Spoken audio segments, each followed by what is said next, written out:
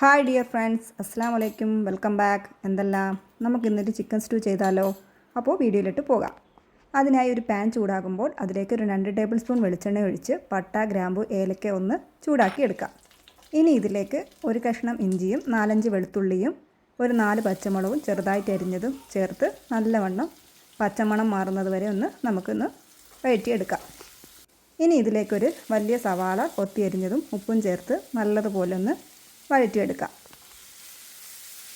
Golden നിറമൊന്നും ആവണ്ട, just ഒന്ന് വഴന്ന് വരുമ്പോഴേക്കും നമുക്കിതിലൊക്കെ ചിക്കൻ ചേർത്ത് കൊടുക്കാം. ഞാനിവിടെ ഒരു 1/2 കിലോ ചിക്കനാണ് എടുത്തിരിക്കുന്നത്.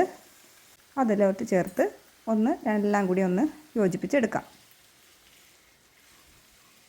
ഇനി ഇതിലേക്ക് ഒരു ചെറിയ സൈസ് ഉരുളക്കിഴങ്ങ് അരിഞ്ഞത് ചേർത്ത് കൊടുക്കാം.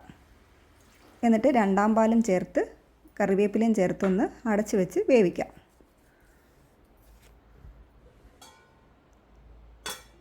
അപ്പോൾ നന്നായിട്ട് തന്നെ ചിക്കനും ഉരുളക്കിഴങ്ങൊക്കെ വെന്ത് വന്നിട്ടുണ്ട്.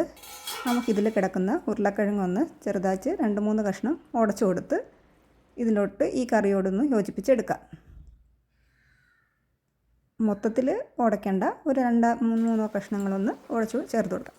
നന്നായി തിളച്ച് വരുമ്പോഴേക്ക് ഇതിലേക്കൊരു 1/2 ടീസ്പൂൺ കുരുമുളക് പൊടിയും ഒരു 1/4 ടീസ്പൂൺ ഗരം മസാല പൊടിയും ചേർത്ത് കൊടുക്കാം.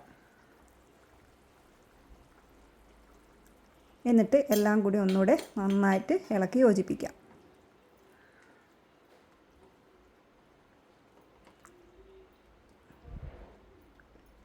ഇനി ഇതിന് ശേഷം നമുക്കിതിലേക്ക് 1ാം പാൽ ഒഴിച്ചു കൊടുക്കാം. ഫ്ലെയിം ഓഫ് ചെയ്തതിന് ശേഷമാണ് 1ാം പാൽ ഒഴിക്കേണ്ടത്.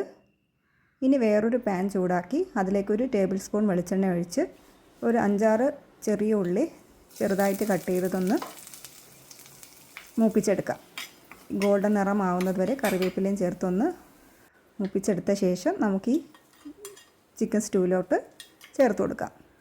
ഇനി അടച്ച് വെച്ച് ഒരു 15 മിനിറ്റ് കഴിഞ്ഞ ശേഷം നമുക്കിത് സെർവ് ചെയ്യാവുന്നതാണ്. വീഡിയോ ഇവിടെ വൈൻഡപ്പ് ചെയ്യുകയാണ്. അടുത്തൊരു വീഡിയോ ആയിട്ട് വരുന്നത് വരെ താങ്ക് യു ഫോർ വാച്ചിങ്.